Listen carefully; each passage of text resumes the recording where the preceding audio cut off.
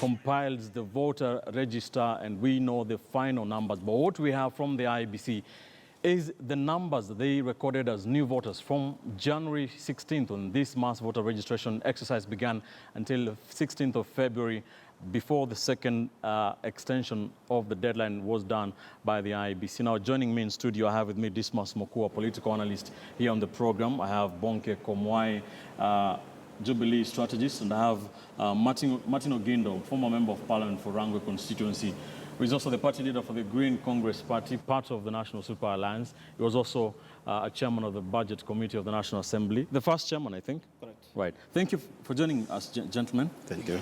Right. Let me start with you, Bonke, and your projection as Jubilee. What you think you have is what we will be discussing vis-a-vis these numbers by the Independent Electoral and Boundaries Commission.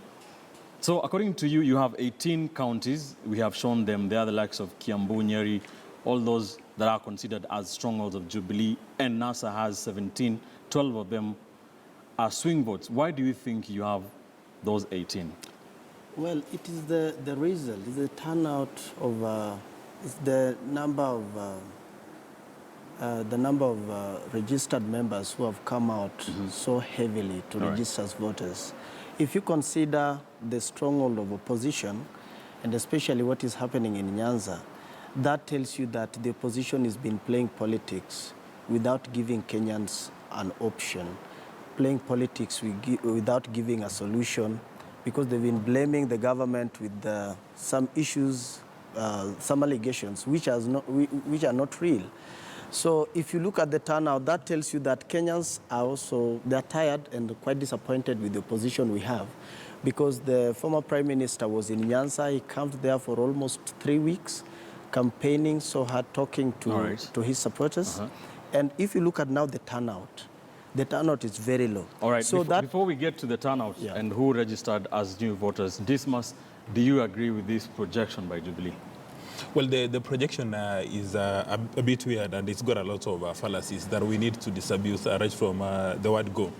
Like, for instance, to assume that Kiambu is actually in the Jubilee bloc, that's a huge mistake. Because we know there are some cities in Kenya which are cosmopolitan. Like, for instance, Nairobi, Kiambu, Nakuru. Majority of the domestic workers, and these are sad reality, in Nairobi and Kiambu, actually come from Western Kenya. So there's a very high chance that the people Bonke erroneously believes that there are Kikuyus in Kiambu. They may be, well, they could be Kisis, they could be Luyas, and they could be Luos. Nairobi has got a very high concentration of watchmen who come from Western Kenya. And during the voter registration, they probably did not get the opportunity to go back to the village and opted to transfer. Because if you tell... but what are you basing this on? Is this based on the 2013 elections? Because according to that election, Kiambu voted for TNA. We've been doing basic sampling of people during the registration, which was very unscientific. And if you pick up 10 people and you ask them, originally you come from Viga, how come you've not gone to register there? They say it would require them to have about 5,000 shillings for them just to move from Nairobi to Viga to go and register and come back to Nairobi again, which is a huge cost. It's very easy for you to transfer the vote here in Nairobi internally or do it in Kiambu. And then number two, the second fallacy. Again, it's assumed that if your name is Kamau and you come from Kiambu, you'll automatically vote for Jubilee. That's not the case. And it's also assumed that if you're Onyango and you come from say Kisumu, you're automatically going to vote for Raila. That's not going to be the case. In as much as we have two categories of voters in Kenya, the really rational one and irrational. One is beginning to see that there's an emergence of some rational voters who are beginning to say, why should I be voting for Mr. Raila Odinga simply because I'm a Luo man? Or why should I be voting for President Kenyatta simply because I'm a Kikuyu man? So the people are beginning to put reasoning in the voting process. And right now trying to look at especially the cosmopolitan cities and claiming that they are going to be your solid blocks. That is that's erroneous. All right, Mheshimiwa Ogindo, the 6 counties of the coastal strip, the 3 counties of Lower Eastern, almost the whole of Western Kenya, the whole of Western Kenya counties, the whole of Nyanza given to NASA. That is 17 counties, 18 counties given to Jubilee, according to Jubilee, and 12 of them include Nairobi, Garissa, Kajiado, Kisii, and Nyamira, considered to be swing counties. Do you agree with this mathematics? I don't agree with that mathematics, Ben. And Ben, we need to start this thing from the basics. All right. In order to understand these numbers, you must appreciate certain underpinning assumptions. These numbers should be built out of the Kenyan population. And the Kenyan population that we have is the 2009 population. Right. If you build and project these numbers from those figures, you will find that the figures are not consistent with the population. The second thing I want to bring out is that between the NASA strongholds and the Jubilee strongholds, which group would be having more enthusiasm to register? The people who are in power would be much more reluctant, complacent. Right.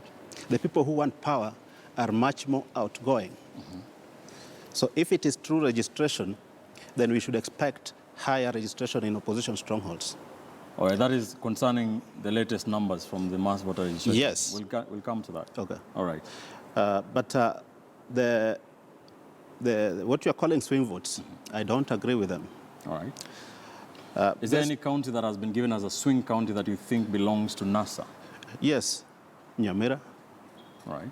Kisii, Turkana,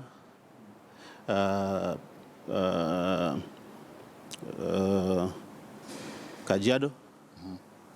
Those are NASA strongholds. Bonke, what do you say to this? I would disagree with Mheshimiwa. You've seen what is happening in Kisii. Kisii is a cosmopolitan town like any other town in Kenya. We have supporters in Kisii, both Kisii and Nyamira, the two counties in Kisii, the great Kisii. And we have got our members, honorable members of parliament, and even the supporters in Kisii town, and also in Nyamira. If you look at Nyanza also we have got Jubilee supporters. We have candidates who are going to vie. I want us to deal with Nyamira and Kisii. Yeah. In 2013, Jubilee, that is President Uhuru Kenyatta, the presidential vote, got just slightly less than 30%. He gave 27%. 27% to be precise. He gave Raila Odinga a run for his money. But analysts seem to think that has changed from the last 2 or so years. It is true. And it is basically a NASA zone right now. No, it is true that, yes, the president he got 27% of the total population of the votes in 2013. The number has increased. If you check the registered voters, guys who have registered as voters right now in both Nyamira and Kisii, I want to assure you that we are going to get more than 50% in the entire Kisii region. Right. And that one, take it to the bank. This must have its roots from that. Yeah, what do you say to that? Yeah, I'd like to react to that, and I like the assurances that Bonke is giving out to his Jubilee supporters and fans, which is anchored on very wet sand. When you look at Kisii last time, the president got about 27% of the votes, and he had one MP, Honorable Jimmy Angwenyi, one TNA MP. Yes. And at that stage, the people of Kisii were very liberal, were willing to do experiments and find out what kind of leadership you are going to have. But the presidency has since done 2 blunders, which has made everybody wondering. And all the appointments to the public parastatals and in the public service have been given to one family. They've been given to the Simon Nyachai family, his friends and associates. Is that what has changed everything? Yeah, that's part of the reason. Okay. People are beginning to say, right, if the president loves the Kisii community so much and he wants to give he wants to reward them with appointments, why should they be limited to only one family? And that has created a lot of issues. And then number 2, you recall a few days ago, the president and his deputy were making very good inroads into the community, but they made a blunder, and they got Honorable Nyonka and Honorable Gari almost joined Jubilee. But the reaction from the ground, the voters said, we are not interested in this. And when the president went to the village, when he was doing his Meet the People tour, he made some promises which people found to be erroneous. He said there was going to be tarmac in every constituency. And people said, let's actually see whether it's going to be the case that there is going to be tarmac in every constituency. And a few bright chaps went through the budget and they discovered there's no allocation. And then they said, why should we take a political risk of joining Jubilee today if we're not going to see these developments coming on board? Right. And anybody today who seems to say that Kisii and Nyamira is going to be in the Jubilee zone, that is at all order. But he may as well just get about 20% of the votes, because the Kisiis, again, from time immemorial, they've been very liberal in the application. And very democratic. Yeah, and they'll be voting for personalities, especially at the parliamentary level. But at the presidential level, there's a very strong emotional connection with NASA. Bonke, a few leaders from that region, Kisii region, had tried to join Jubilee, and they went back to the opposition, to ODM specifically, and actually apologized and were taken back. Don't you think that's a shift on the ground? No, you see, the recent incident we had for Mheshimiwa, Honorable Nyonka and Honorable Ngare. Honorable Ngare. If you look at Honorable Ngare is trying to be somehow, he doesn't want to show, he wants to show these people that I'm into the political limelight. So him going back to ODM is committing political suicide. Because in Jubilee, I want to disagree with my brother here. We have a lot of people in the government, and we don't have to advertise those things in the newspapers. That we've employed Onyonka, the government has employed Fulani. It's not the one family. The government has a lot of opportunities. The president has not been appointing only one family from Kisii community. So this defection of Honorable, what is his name? Remind me his name again? Yeah, so it will never create any political impact. Yeah, for the Jubilee to feel quite threatened. Maybe for Bonke, when you look at a normal politician and Martin is here, the politicians tend to have a very sharp instinct, and they respond to the people's expectation. Honorable Nyonka and Honorable Ngare were comfortable with the Jubilee arrangement. And you recall several meetings to State House. They were promised goodies, and the president said that there was going to be an allocation. And that was the biggest tragedy. Why do you think this is now the time they are now relocating from the government to the opposition? These are opportunists. How comes they could not even resign or defect in 2012? Okay. Or in 2014, sorry. In 2014 or in 2015. Why 4 months to elections? All right, Bonke, let's take Mheshimiwa. What do you think about this, Mheshimiwa? Let me just explain to Bonke. Every politics is local. And you must respond to the local understanding of the political terrain. You must be understanding your political terrain. And there are two levels here. There is the people's choice at the local level, and there is the people's choice at the national level. A time is drawing closer when people are going to make a choice at the national level. And in Kisii and Nyamira at large, the persuasion there is towards NASA. And the people knew that if you are going the direction of Jubilee, you are going alone. We are in NASA. And that would have an impact on whether you are re-elected or not. And Onyonka, my friend, and Ngare, my friend, both my friends, sensed very fast. And they had to take a U-turn. It was in response to the reality on the ground. You remember, even at the national level right now, Ben, the NASA as a team have a higher following in the country than Jubilee as a team. So people are sensitive to these facts. And if you're taking them upstream, they will let you go alone and swim downstream. But then again, to buttress that point, when you look at when President Kenyatta goes to Kisii, most of the time he's actually given a red carpet attention because people, actually, the Kisii community identifies with him. I don't know, maybe because they're Bantus or they're capitalists, but there's a very good rapport. They like him. And they also voted for retired President Kibaki, if you recall, during the first ever multi-party election, because they're a very liberal nation.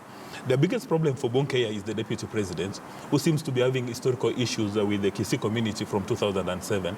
And it's been told times above number that if you want these people to come and vote for you, you must go to the Kisii community and do some traditional rites of passage and apologize so that they accept you back.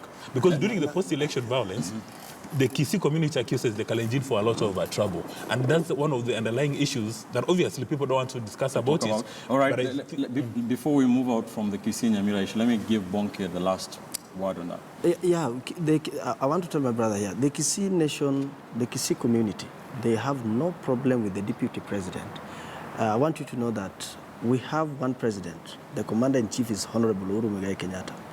And if Honorable Deputy President going to Kisii to ask for votes from people of Kisii community to vote for the government, they are going to elect the president and his deputy. So this issue, this propaganda, maybe the opposition is trying to spread to Kenyans that the Kisii nation has a problem with the government. There is nothing like that. And the government has really tried. I'll tell you, I'll give you the list after this show. I don't want to expose their names here. Those who have been employed by the government from Kisii community. Why can't you do that? And they are working directly from the office of the president. So this notion of, oh, president has been employing, that is a propaganda. Has that formula really worked, or has it worked against it has Jubilee worked. administration? Yes, it has worked. It has not worked. It has worked. What Veshimewa and my brother here should know, politics, we use what we call situational analysis. Today, I was in ODM in 2013. I voted Raila. Today, I'm supporting the president because of the manifesto of the party and also the vision they have for this nation. So how many people do you think? And I know they may just be talking here like they are in NASA, but in their heart, they know that we are going to re-elect the president. How? So do you think that formula has worked? It has not worked. One, the messenger to Jubilee, the messenger to Kisii from Jubilee is wrong. It is wrong in principle. The messenger there is the deputy president. Then the broker on the ground is the Nyachai family. All that does not resonate with the Kisii community. All right. Let's leave that Nyamira Kisii issue there. Let's move on. Obviously, according to this projection, the counties in the Rift Valley, majority of them, apart from Kajiado, which has been given as a swing county, I don't know why, we'll talk about that. Most of the Rift Valley belongs to Jubilee and Central Kenya as well. Bonke, do you think this is enough to win the election in August? Just locking down the traditional Central Kenya and the Rift Valley? Well, we are not only expecting votes from the Rift Valley and the Central. You know, Jubilee is a national party. Okay. We are looking at all the 47 counties to counterattack NASA. We are expecting serious votes from Eastern. We are expecting serious votes from Coast. And we are also expecting votes from Nyanza and from Northeastern as well. So this Rift Valley, yes, that's a stronghold, 100%. They will vote the Jubilee government, same to Central. And in Nyanza, we need only 40%. We don't want to take everything from the opposition. We need only 40% from Nyanza, of which we are very sure that we are going to get. In Coast, Jubilee has supporters in Coast region, and we need only another 40% from Coast. Then in Eastern here, where we have our brothers there, and you can see we have now the current governor of Machakos, and you can see actually it's the only governor who has worked. If we are now trying to, we'll analyze that if there's among the topics we're going to discuss. If now politicians are shifting from this political party to another, they should shift based on the development records. Right. What have they done? All right, but you have given that county of Machakos, according to your projection, to it's the a National Super Alliance. It's a Jubilee but, stronghold. okay, Dismas, do you think it is enough for Jubilee to rely on Rift Valley and Central, to be precise, to get that 70% plus one? Well, you know, the 70 plus 1 again is a very good propaganda by Jubilee because they're trying to influence the public opinion so that the NASA supporters... Which is legal, right? Yeah, it's perfect. It's perfect. Okay. Any politician who does not engage in propaganda has no business being in politics because you have to influence the public perception so that you can secure votes. Now, Rift Valley is very interesting because for the longest time you've had Governor Isaac Ruto creating a bit of a nightmare in sections, or rather actually in Bomet and parts of Kericho. But the biggest challenge and opportunity for Jubilee is going to be Gideon Moi. And you've seen that the last couple of days, Mama Ngina Kenyatta had a cup of tea with retired President Moi. And a few days later, President Kenyatta had a cup of tea with retired President Moi. Simply because they know that Gideon Moi is a force that you cannot afford to ignore. And it seems to me that Gideon Moi has already locked his home. That's in Baringo. And he's done the same in West Pokot and Elgeyo Marakwet, where the key public leaders have actually said that we will be in Kanu. It will be in Kanu, and our support is not guaranteed to Jubilee. But now President Kenyatta, being the clever man that he is, he decided to sort of shift that. And after the meeting at Kibera, KANU has indicated they're going to have a NEC meeting and take a position. If they take has the senator locked down Baringo for his seat or for the presidential vote as well? Yeah, because you see that was going to be the conversation. If they accept that they'll be working with Jubilee, then they're going to field candidates elsewhere. But you see now the presidential vote will automatically go to President Kenyatta. It will not be an issue. All of them will be campaigning. Chances of Professor Lonyangapuo winning the West Pokot seat as a governor is extremely high. And in the process of him doing his campaign, if they've done a deal with the Jubilee, obviously he'll be telling his supporters that vote for me as your governor, and for the presidency, go with President Kenyatta. That has been the challenge. If Gideon Moi decides otherwise, if he says that he's on his own man and is not going to work with the father's wishes, and then he joins NASA, then it becomes a very complicated ballgame, meaning that those 3 counties are likely to vote for NASA. It will even get further complicated if Musalia Mudavadi is the presidential candidate for NASA. Right. Because you know his home, he was actually born and brought up in Rift Valley. So there would be a bit of emotional connection from that part of the world. Do you think NASA, the opposition, has done enough to poke holes that are fatal for Jubilee from 2013 performance in the coming general election? Let me start by saying that the Jubilee stronghold, that is Central and Rift Valley, is not enough for them. I mean, to lay claim to the next government. And I want to tell you that the Jubilee administration has disappointed the entire nation. And it is not only restricted to the opposition strongholds. Mm-hmm. In similar measure, their backyards are disgruntled. There are people who are disappointed in Central. There are people who are disappointed in Rift Valley. And this manifests itself in the unrest that is in Baringo, in South Rift. And those people are not coming back to Jubilee. They are shifting away further and further from Jubilee. Mm-hmm.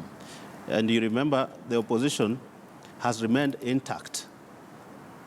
The amount of erosion that the opposition has made in the Jubilee stronghold is higher than the amount of encroachment that Jubilee has made in the opposition.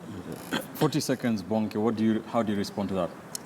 Well, there's nothing like Kenyans are disappointed with the government.